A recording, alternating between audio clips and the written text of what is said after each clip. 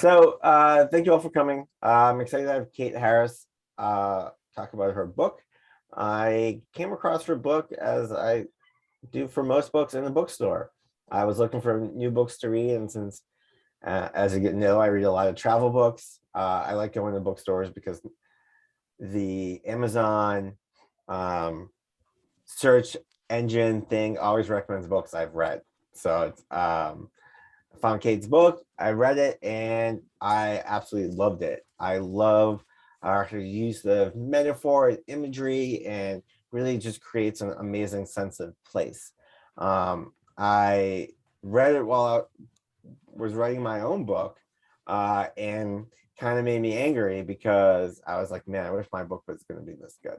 Um, you know, her writing is really incredible, so I'm very excited to have her here talking about the writing process, her book, the book idea, and just answering your questions. So Kate, welcome.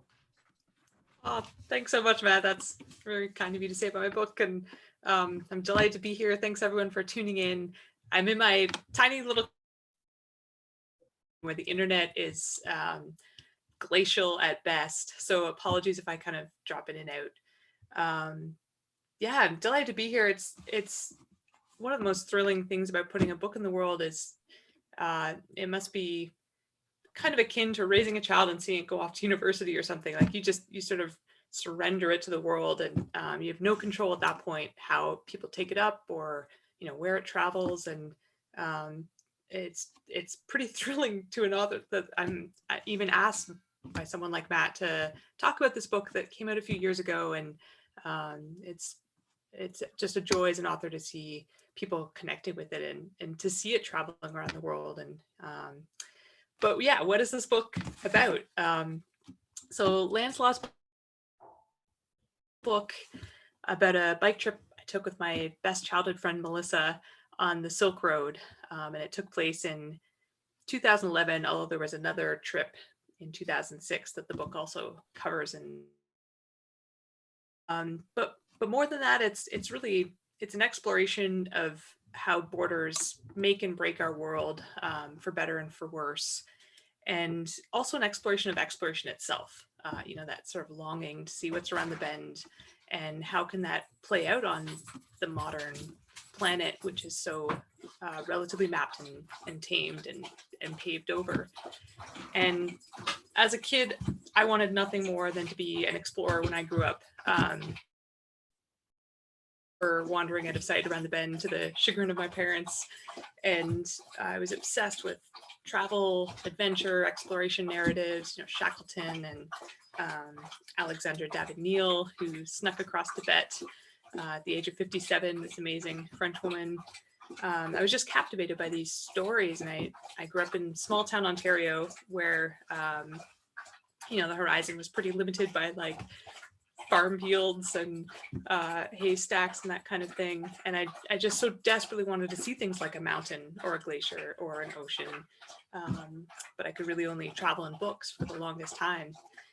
And I actually, maybe it was a function of not seeing much of the world and therefore extrapolating from what I knew, that I kind of wrote off this planet a little bit as being too mapped and too, and as a I must have been like 13, 14 when I really got excited about the idea of literally to another world as sort of the best option for a wannabe modern day explorer. And so I set my sights on going to Mars, and it's stress how serious I was about this goal. I mean, I was very, very keen on becoming an astronaut, becoming a scientist, and I put everything I had toward that. And it was only after a while of really exploring this path, spending a lot of an environment to which I was not suited at all, and some time in a spacesuit as well at a mock Mars simulation, that I realized maybe this wasn't the path for me, who fully pursues that line of exploration. But I'm too dependent on fresh air to have thrived in it. And so I ended up instead of going to Mars, I convinced my buddy Mel to buy a bicycle, and where the book begins. So I'm happy to answer any questions you want to throw at me about the book, about yeah. So I kick it off here. So when you went on this bike trip, right? One thing I always ask authors is, did you know you're going to write this as a story, or did you? It covers two separate trips, one in 06 and one in 11.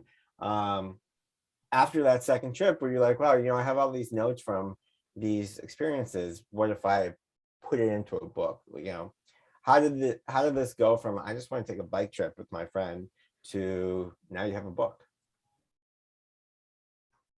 In 2006, which is just an abridged section of the Silk Road in China on a summer holiday between going off to grad school. Definitely had no intentions of writing about it. It was a sheer, adventure for the sake of adventure. And it put my life on a different track for sure. Spending time in Tibet, we sort of went to great lengths to sneak through this place that foreigners aren't supposed to travel without a guide. And there are all these checkpoints and sort of internal borders. And it struck me there that they weren't, even though they were obstacles for us, they weren't meant to restrict our movement of Tibetans within China. And so it began as an adventure and really sort of shook my view of developed a real grudge against borders and the sort of inequities they lay down and reinforce, and the of where we're born and what we look like have incredible passports across them. Shaped what I studied next at school, and also planted this kind of seed for Mel and I. After 4 months of biking through China, we promised ourselves that someday we'd finish the whole Silk Road, all the way from Europe to Asia. And then I went off to grad school. I ended up, I studied history of science, where I focused on science in shaping them and ideally transcending them. And then I went on to grad school for geomicrobiology, which is a very niche realm of study and a super cool one, because if we're going to find life on other planets, it's likely going to be understand the geological context of where you might find it. So those were the big ideas that sent me down that path. But then it's mostly focusing on petri dishes and very narrow view. And so I just kept thinking, but this, what would it be? And finishing the Silk Road was sort of the only cleared next path in life. And at that point, when I was studying science, I actually audited, there was a creative writing essay class. I was going to school at MIT, and they have an amazing science writing program there. And the author, Alan Lightman, was on creative nonfiction essays. And so he let me audit it, and it was like being underwater and feel like I was just breathing oxygen again. It was so exhilarating to me. It brought me back to my youth of being such a bookworm. I'd never stopped being a bookworm, but I really began to think, maybe this is something, quick road, and then try and tell the story of what prompted all of that. So by the time of the second trip, this is a very long-winded answer, was hoping to write about it. And I kept like elaborate notes, and probably over documented the trip with photography, and then came home and sat down and tried to do that.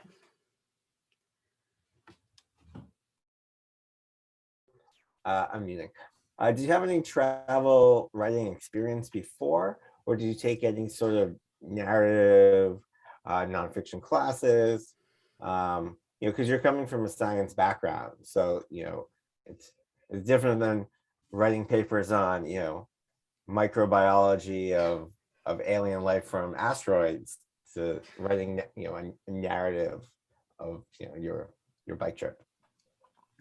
Yeah, was an undergrad, I studied science, but I got this amazing, there's this amazing hill that comes with summer travel grants. And so that was the scholarship that paid for my schooling. And it had this amazing attachment of every summer you could kind of write your own ticket.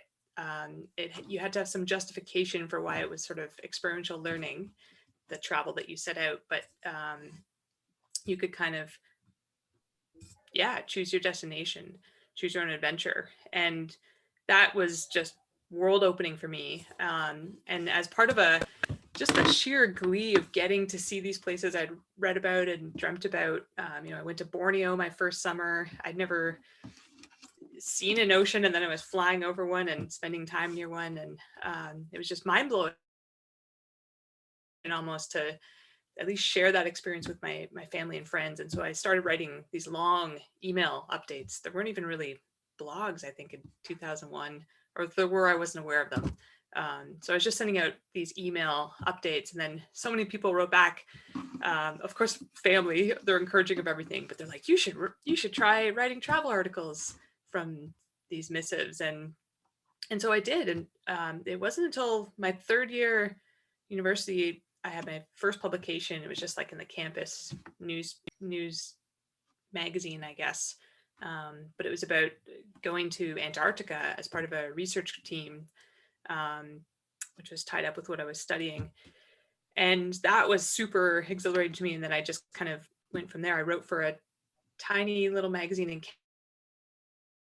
and they were incredibly keen on giving editorial feedback. I mean, I had a lot to learn, but those were my early steps toward writing. And I just loved, it was like getting to live the adventure twice, once the intensity of being there in person, and then again, revisiting that intensity, but shining such different lights on it and being able to come to such a larger understanding of what I'd lived through by putting it in context. And so those are my early starts. And then the only class on writing I ever took was this auditing this essay class, which was, you're reading Annie Dillard and David Quammen, all these sort of nature science essayists. We read Gretel Ehrlich. And it just blew my mind that people can do this with words. And, you can send Annie Dillard into a grocery store and she'd come back with a narrative worth a Pulitzer. So really that opened my mind. Like, you don't have to do the craziest things. You just have to render it vividly. And, any experience can launch you into anything on the page.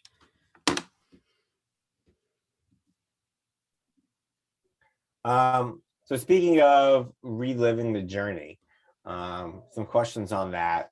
You give such a good sense of place and such vivid descriptions of everywhere you went. Oftentimes we as travelers, we're going through on trains or cars or whatever. Do you feel like the pain of bicycling these places and the physical exertion, made the trip a lot more memorable and gave it more of a sense of adventure than something maybe like a Trans-Siberian Railroad or experience like that? And then a follow-up to that would be, on this bike trip, what do you feel was like the leg of the trip that, like, when it was over, you're like, wow, can't believe we fucking did that? That, like, and it just like brings you that like sense of accomplishment. Yeah. Okay. So the first part of that question, does biking lend itself to writing in a way because you're living this very intimate, exposed, or traveling in this intimate, exposed way? I think it does. Certainly, the most boring stretch of road can furnish crazy experiences when you're on a bicycle versus traveling at a faster pace. You meet more people. I think you take more detours because you're not sort of wedded to train or bus schedules. You can set your own schedule. The downside is that you're so tired at the end of every day that even just like recapping the day, and you can see this in my journals from the trip. Like at the beginning, I was so keen. I was like, I've got to get everything down, all five senses plus sort of metaphysical impressions. And then as the trip went on, it was both a combination of, I think, laziness and exhaustion, and also realizing that I didn't want to write a book that was about the nitty gritty of the day to day of a bike trip. Like obviously there's going to be some of that conveyed, but I think I had a better sense toward the end of the trip what experiences I might write about, and therefore took like elaborate notes on those encounters or those moments of revelation. Those I would get down, and I was less diligent about writing like, we started here, we stopped here, we ate this, so that kind of evolved as the trip went. And then as far as finishing the trip and feeling this immense sense of satisfaction, that was definitely there. There was also a lot of relief that we had at so many points along the way. It seemed like we weren't going to get to the end. We didn't have enough money when we set out to finish the trip, and a trip like this isn't that expensive, but we didn't have the funds. We had sort of enough to get halfway, and we were constantly running into border issues, which is part of what I set out on this route to explore, but it certainly crimps the flow of a trip. So I'm hugely proud we pulled it off, but I also know it was kind of a lot due to luck and not getting shut down at so many stages that could have been the end of the trip for us. What was your scariest moment during this experience? Oh, scariest moment would be for sure sneaking across Tibet, which was, don't try this at home or anywhere, kids.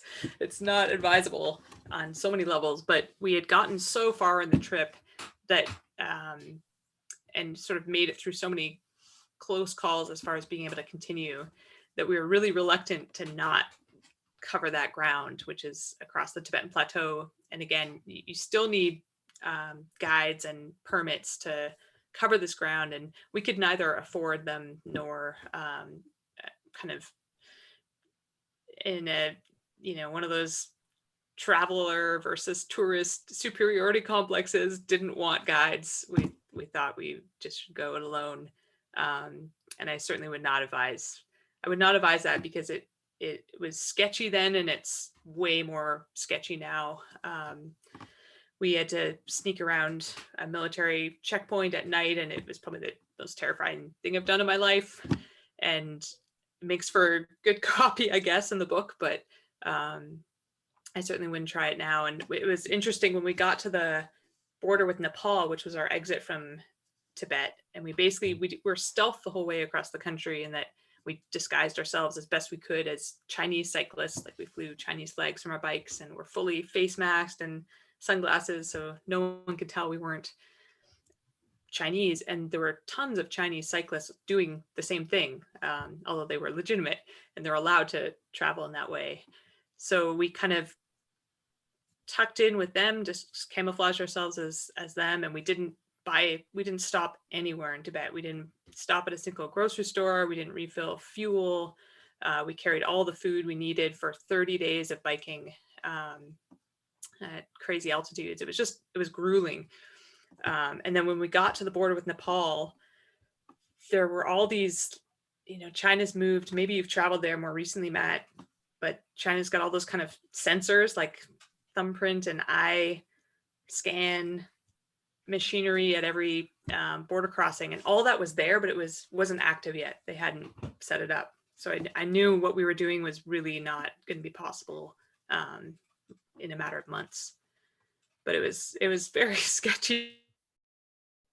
I'm glad to have gotten to the other side of it. So you wouldn't recommend someone do that then? I really honestly wouldn't. Before that trip, I probably would have just go for it. It's, you're a foreigner, they're not going to throw you in jail, but things I mean, this is the nature of the world and geopolitics. Like things change so quickly, and it felt like we were just on the precipice of that massive shift toward more suspicion and lockdown. So you mentioned a couple of times you've taken extensive notes. What were some of the stories you didn't share? Oh my gosh, so much of it, honestly. And a big struggle with writing the book was figuring out what to leave out and what to include, because you can only cover so much ground and or only try people's patience for so long. And so I ended up paring down to sort of, I had this bigger story I hoped to tell with the book about borders and the ways they manifest out in the world and inside us. And so really any sort of encounter or experience that served that larger narrative went in the book, and any that served it but were not as interesting or sort of a highlight or not as easy to weave in, they came out. So honestly, the bulk of the people I met, the bulk of the scenery we passed doesn't get described. Which is And I weird really, because you describe a lot of people and a lot of scenery too. yes, yeah, there's already a lot there, but it really was a matter of sifting out, the majority of those encounters. And it's the interesting thing, I think, with memoir. I mean, this is a travel memoir, but any kind of storytelling, it's really more about what you leave out. The worst storytellers are those that belabor every detail or have the exact same emphasis on every single encounter or snippet of dialogue. Like we just can't handle that. We're not able to take in that volume of information. And so, yeah, figuring out what could carry the narrative, and by I mean what could carry the narrative, like what was the narrative for me, it was what was the emotional truth and intensity of that trip, and how could I best bring people through where I started and where I finished, not just physically in space, but above all, sort of mentally and emotionally, with my ideas about the world and what I saw as my place in it, or how we can live given the complexities and inequities that are part of the fabric of the world. Amazing. So we're into the half, and that's when we love to open it up for questions to everybody. So I'm going to turn it over to Erica, who is going to let you ask your question. So if you haven't been on this before, we unmute you. So definitely make sure there's no background noise or anything like that. We like to make this interactive with the audience, the author, because we're such a nice small group. So if we do unmute you, just try to make sure there's no background noise. So let's open it up to questions. Wonderful. We had quite a few come through while you were already talking, Kate. I would love to go to Jill's question first about the style of writing. Jill, would you like to unmute yourself? Yeah, and can you read my question? Oh, the one about how hard do you have to, I can't bring it up. I was wondering how hard you have to work at your language. And I'm right from the very start, some of the figurative language and some of your vocabulary, especially. I write down words and look up words that I don't know, and I have a notebook half full of yours. And I just wondered how hard you have to work at that to get it to flow so seamlessly, and to what do you attribute it? Oh, those are great questions. Like, I kind of wish I knew the answer. In childhood, or can you pick it up along the way, or I've tried and it hasn't worked? Well, don't despair. My goodness. I mean, the trip took me, it was like 11 months of biking, and it took me like 5 years before it was a finished book, and then even longer before it was out in the world. So it was a long, slow process. And I became a much better writer through it, which my early drafts can testify to. And really, I think it helped being such a reader. I mean, and it sounds like you are as well, Jill. Like, you know, when your writing is not up to the snuff of what writing you love. Like you can, if you're a big voracious reader, you're also a discerning critic of writing, and you know when you're not getting there. And I think it's really just the doggedness of not giving up, and continuing to play with your own ability to write sentences in interesting ways. And I saturated my brain. I love poetry. I love, if I could be anything at this point in my life, I think I would be a poet, but I'm not there. I just spill into prose. I have too much to say. But I love reading poetry, and it really energizes my brain as to what language can do and how you can put it together in interesting ways. And so I'd write a terrible first draft, and often at that point I'd put it aside and go back to the books I loved. And some big touchstones for me while writing this were anything by Annie Dillard, The Snow Leopard by Peter Matheson, and anything by Barry Lopez. There are many more. Pico Iyer, Colin Thubron. And I would go back to their books and be like, how did they do it? What are they doing that I'm not? Really sort of granular study of how they pulled off. What is it about this paragraph that is so powerful? And I think that's the sort of thing you probably do in an MFA program. You're constantly studying the greats and then trying to get there yourself. And so I just did that here. just read a lot, and it was very slow, but when it gets there because you're a discerning reader. And I would say just don't give up until that point. There's no point. My rationale, I was making no money. I had nothing to show for my life for the previous many years. But I always came back to this idea, like, I don't want to put just another book into the world. There's so many books out there. Like, why waste people's time with, here's my story of the Silk Road? I really wanted to put a book out that I was proud of and that I thought could move people and maybe give them some pleasure or make them see the world with a bit more excitement and interest. And that's what the authors I worship do for me. And I really didn't want to put it out there until it was at that, to the best of my abilities, somewhere close to that point for others.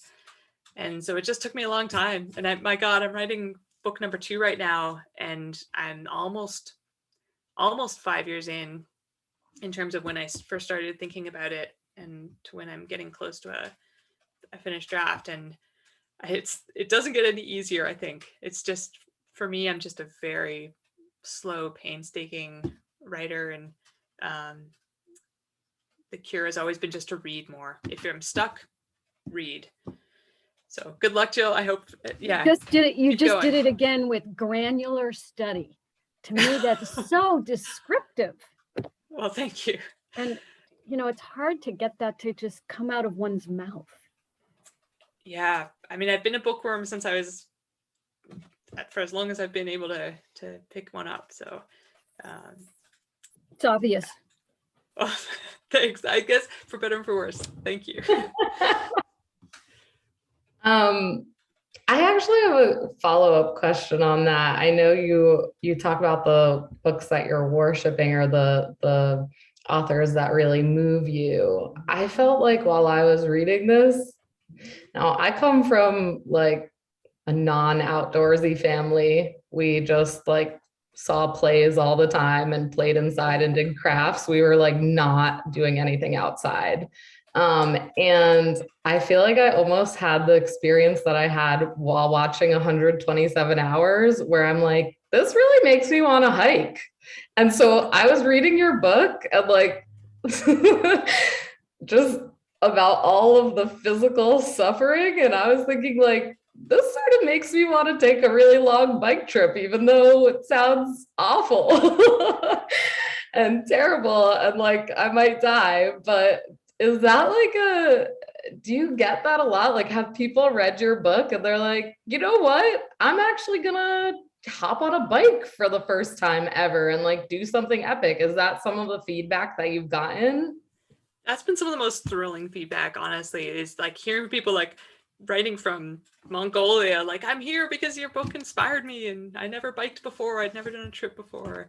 And I really hoped that was partly why, initially I didn't want to make it a memoir at all. I just wanted it to be a travel book, and I was going to start at the first pedal stroke and finish at the final one. And the kind of background on, my desires to go to Mars and the way I grew up. Initially, I was very reluctant to include, but ultimately, I think that's been some of the most inspiring stuff to people to understand that context, because I didn't come from a globetrotting family.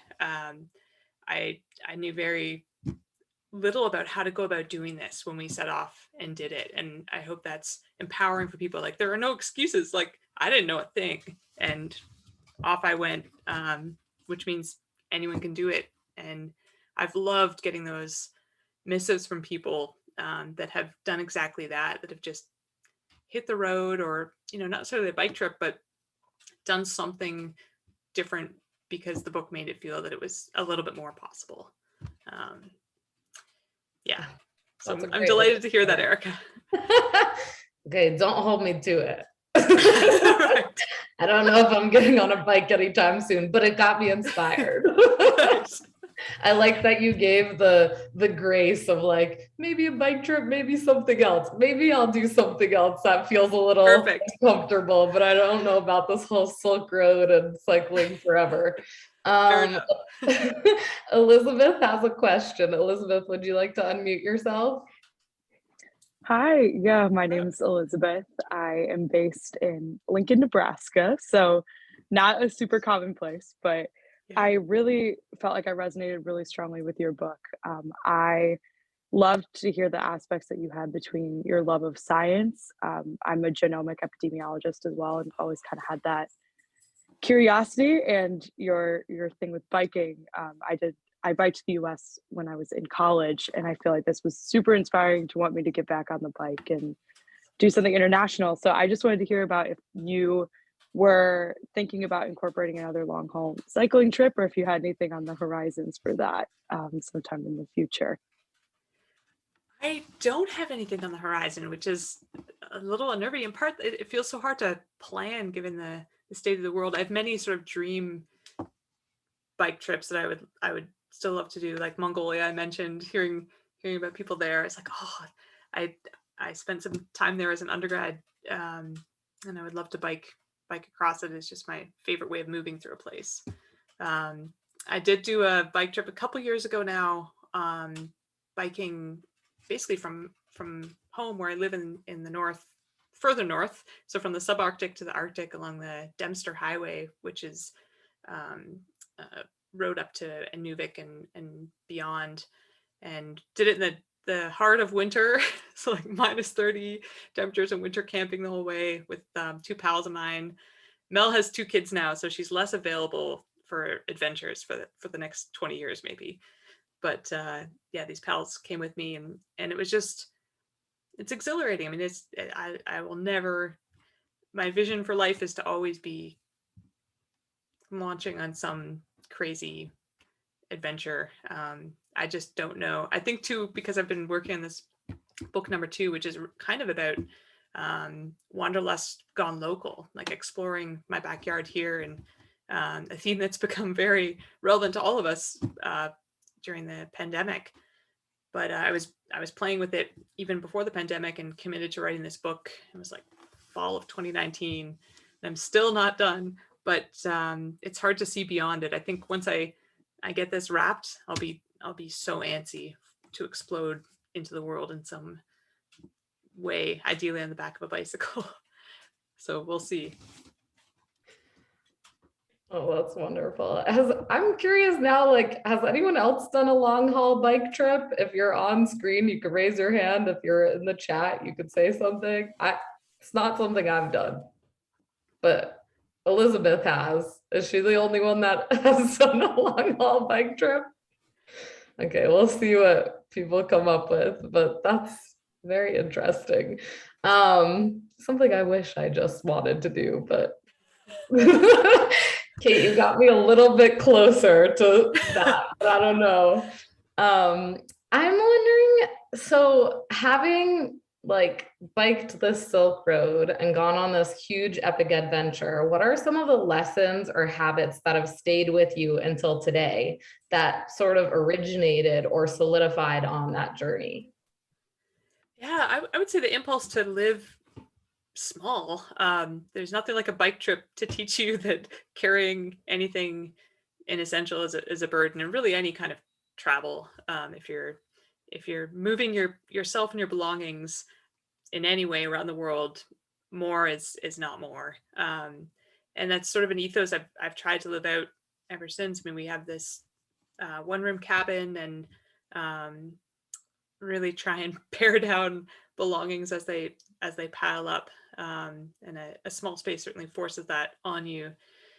And I would say the other thing is it really hit home for me that I don't want to lead a life sort of dictated by the sort of usual imperatives that we all have to cave to on some level. We have to make money, we have to feed ourselves, we have to look out for a long-term future health-wise and in terms of fiscal responsibility as best we can. But I didn't want to live just to, I don't know, be driven by my ego so much as by trying to put beauty into the world, build memories, build relationships, both with a community and a place, which is what I'm trying to do here. And just remember that there's more to life than we could get so caught up in the big picture, which is necessary to pay attention to, of course. But it can also lead to a lot of despair, and you can feel very powerless to change anything, given the course the world is on. And so my kind of personal act of resistance is just like try and live small and find incredible joy in that, not see it as a sacrifice, but look at what's possible as a result of not just trying to live according to enough, enough money, enough food, enough, etc. So that was an ethos that absolutely developed through traveling the world and seeing how so many other people live, and by what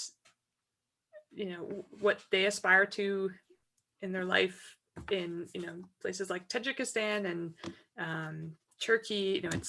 It's we're all very similar in a lot of ways, and just how those desires play out can be so different.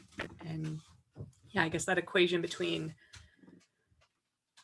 abundance versus enough is something I'm trying to live. The one area where I have no restraint whatsoever is books. I buy. Actually, I can maybe show you. I have it here. This is our Skybrary. We're just surrounded by books, and I really don't hold back there. So same way. When I moved out of my apartment, I had 5 boxes of stuff and 34 boxes of books. Yes. See, that seems to be a healthy ratio by my measure. Yes. We all have our indulgences. Yeah. You have a ladder for that Skyberry? Just a metal ladder. We literally have to bring it from outside. I can kind of clamber on some of the lower shelves and on my desk to get the sort of first few tiers, but then up top are the books that we don't need access to super often because we've read them. But we use a metal ladder most people have in their garage. Someday I'll figure out a more aesthetic, appealing way of accessing them. Amazing. Do we have any further questions for Kate? Did we miss any? I have one. Kate, this sort of piggybacks on what you were just talking about the big picture of the world, but in your book, you mentioned this concept of scientific peacekeeping. Can you explain that a bit to people that may not have read it, and also like a few examples of that? Because I thought that was super a new concept for me, I'd say. Yeah, totally. Yeah, when I came across it, I was so excited by it. So basically, scientific peacekeeping is the notion that science in theory is a pretty objective, neutral pursuit of understanding, which of course is mostly in theory, but at least the theory is there. And the hope is that across contested borders where people can't find much agreement on anything political, they still might be able to work on shared scientific or conservation goals. So scientists from, say, India and Pakistan might have a mutual interest in studying the glaciers of the Himalaya and Karakoram, because for one, their future water supply depends on what is happening to them.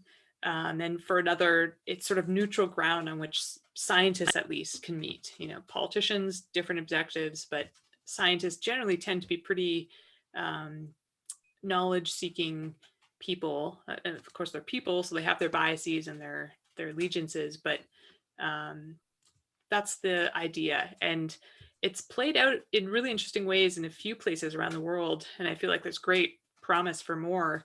You know, Antarctica is a really great example of a continent devoted to science. There's a treaty that specifically dedicates it to the pursuit of more knowledge. You know, extraction of resources can't happen there, according to that treaty.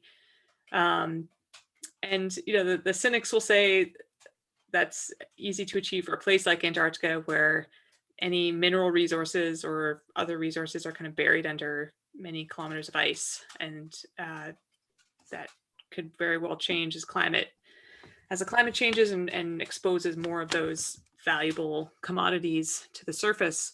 But I prefer to see it in the more hopeful lens, this notion that we can come together and cooperate and meet on neutral ground of sorts. It was certainly exciting to me as a science student, where you know, you look at climate scientists, for example, and they have no idea how to change policy, even though they see what's happening to the world, and they've gotten better and better at it because they've had to bring that message to a wider audience. But scientists are usually so ill-equipped to deal with politics, basically, is where I was going with that. And the idea of scientific peacekeeping is sort of the best kind of politics, you know, bringing people together, recognizing we live on a shared planet, and recognizing that we all have a vested interest in learning more about it and working together to protect it. So that's the concept. Love it. Love it. I mean, as a scientist and somebody that likes to peacekeep, I can see why you are very into that. Writes all the notes. The best kind of politics, because it's everything that I love. Yeah. Oh, Jill has a question. Jill, go ahead. But I don't know if it's a comment or a question, but what I appreciated, I think more than anything else, I'm also not a biker, was that you would have experiences, but then process them in such a clear way. And I just wanted to read you my favorite one. Oops. I marked them in the book, and this one meant more to me than anything. And maybe you want to comment on it. You sort of already have. The wildness of a place or experience isn't in the place or experience necessarily, but in you, your capacity to see it, feel it. And I think that's what Nomadic Matt is all about. The website and the concept and the person. And so I just wanted you to know that. I love that. Yeah. No, but that was processing the experience, and to me that was the meaningful part of your book, and it was practically every page. Well, thank you, Jill. I love that you got that from it, and I certainly believe that's true. It sort of goes back to what I was saying about, you know, you send Annie Dillard into a grocery store and she will come back with something powerful and yeah, sublime in that experience. And so I really do think that's why we go to different writers, is they see things in different ways and therefore widen our eyes in similar ways. So I'm that's wonderful to hear that struck you in that way. That's beautiful. Curiosity. And then one last question, Kate, how do you feel like over your lifetime, your perception of exploring has like changed, and also how has it stayed the same? Yeah, that's a fabulous question. I mean, it's changed dramatically. I really, as a kid, I felt like you had to go to new places to have new experiences and see things in new ways. It was very sort of clear cut in my mind. I was steeped in those notions of frontiers and precedent and yeah, everything you think of when you think of an explorer, like planting a flag or leaving the first footsteps in a new place. That's what I thought exploration was. And time and experience have tempered, I think, in really good ways, that notion for me. I absolutely, kind of coming back to the quote Jill highlighted, I really think the potential to explore is everywhere all the time. Certain places and experiences make it easier, when you're thrown into a foreign country and everything lights you up, the smell of the air, the new sounds, the new smells. It's easy to bring out that feeling of freshness and novelty, and therefore in how you see the world. But it really is a capacity available to us anywhere, and that's kind of been my latest adventure, is trying to cultivate that on a more intimate, limited in scope, daily way. How can I bring the sense of wonder that I feel so automatically if I travel somewhere new to daily life in the sort of mundane surroundings of the everyday. And to me, that's, when I read poetry or certain writers, like, that's exploration. They're literally letting you see things in a completely new way. And it's a very kind of elementary understanding of it, I think, to think that it involves planting flags and leaving footprints. I still find those, that notion thrilling. The first mission to Mars, I will be avidly following every move of, as I do with, even rovers. I think it's absolutely exhilarating to send out, the James Webb Telescope and try and see things that we haven't seen before beyond our limited solar system. They'll never stop being exhilarating for me. But what's equally exhilarating is the possibility that doesn't have to be such a exotic experience. So that's my latest view of exploration. I love that. I should also say too, that, just to add one more thing, because it's so important, the early notion of exploration that I was referring to is so tied up with colonialism and conquest and mostly powerful men exerting their will in places that aren't their own and that they have dubious claims to. And that was also eye-opening to me, was to stumble on so many women that were moving in the world in very daring and adventurous and exploratory ways that didn't get the credit, and maybe for the best, because it forced them to, I don't know, just be a bit more enlightened about how they moved through the world. And so I think if exploration can shed that colonial baggage, that'd just be better for the world, better for all of us, if we stopped thinking about it in such limited terms that end up being so damaging for the places and the people being explored. So that was another part of the shift in my thinking. Yeah, that's wonderful. We had somebody come in, Kate, who just dropped this in the chat. She doesn't want to speak online, but she, for one, said just terrific prose in general. And one of the aspects of your writing that she thinks is really impactful is the way that you weave together the present adventure with your own personal journey through life and other relevant history and cultures.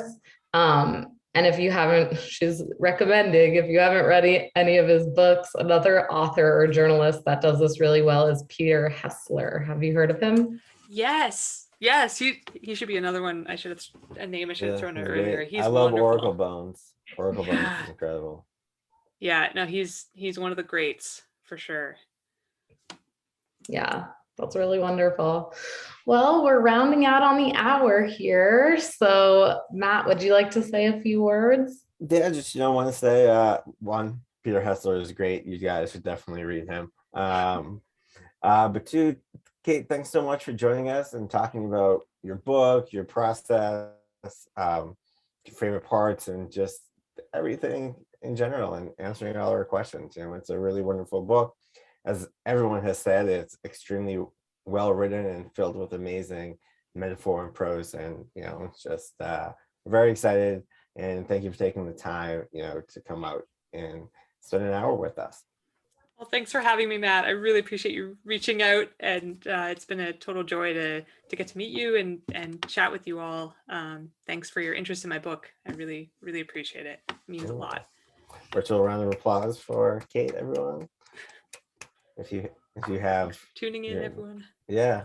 So Erica, just gonna have a quick thing about future book talks and everything in general, and then that'll be it for the day. So just don't go anywhere. Yeah. So I'm going to share my screen, and I just wanted to say, like, every time I walk away from one of these book events, I feel like it's such a pleasure to speak with the author, because like you were talking about, you just have like a different way of seeing the world, and getting a peek inside your brain is just really, really interesting.